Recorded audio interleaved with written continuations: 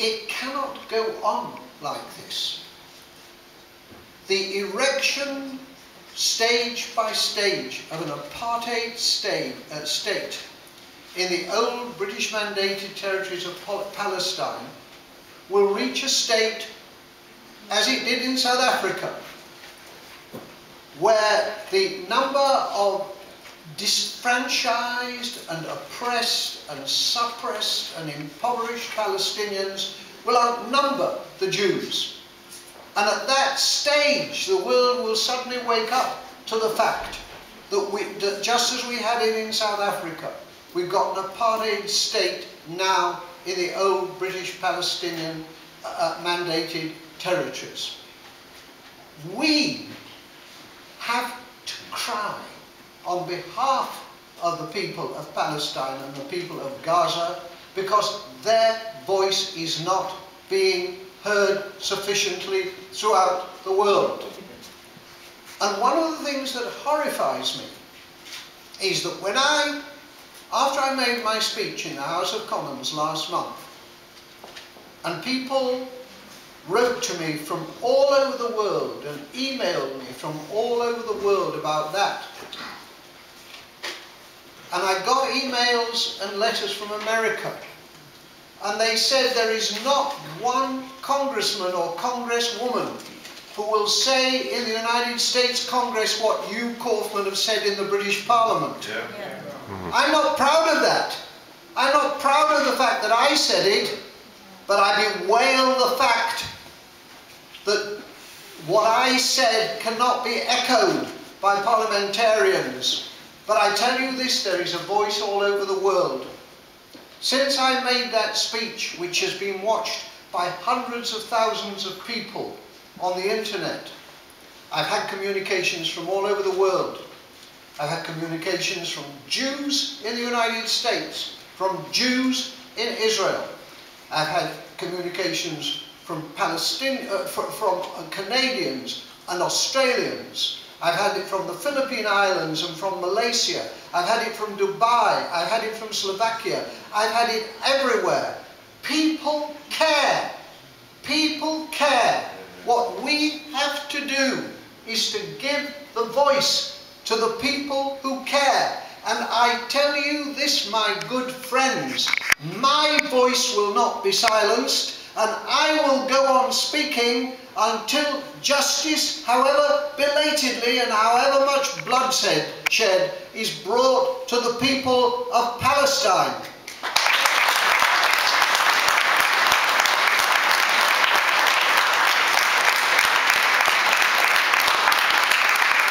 So, my good friends, I thank Jill and everybody else who's organised this evening.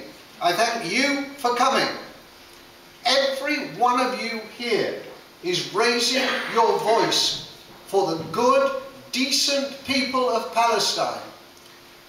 The last time but one that I was in the Palestinian territories, the last time I led a British parliamentary delegation, but the last time but one was when I visited Yasser Arafat in Ramallah.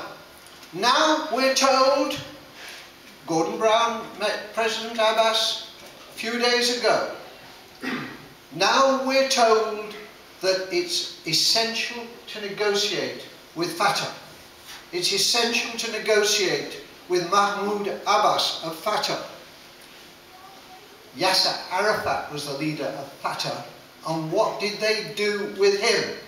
They walled him up in a crumbling, bombarded building in Ramallah, and they wouldn't talk to him. And he had to go to Paris to die, and I went to his funeral in Cairo.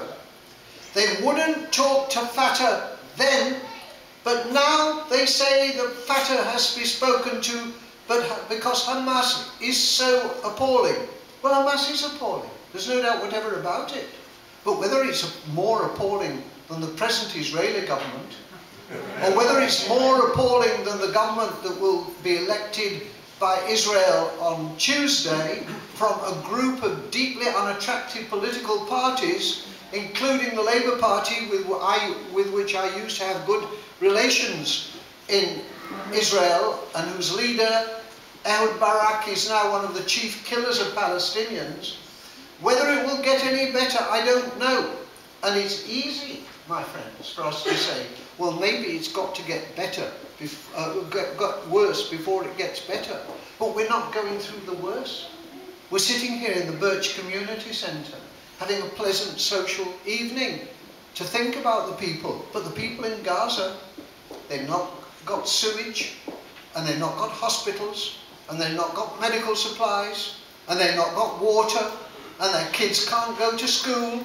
And that is happening as a result of a civilized world pretending it wants a settlement, but doing nothing about getting a settlement.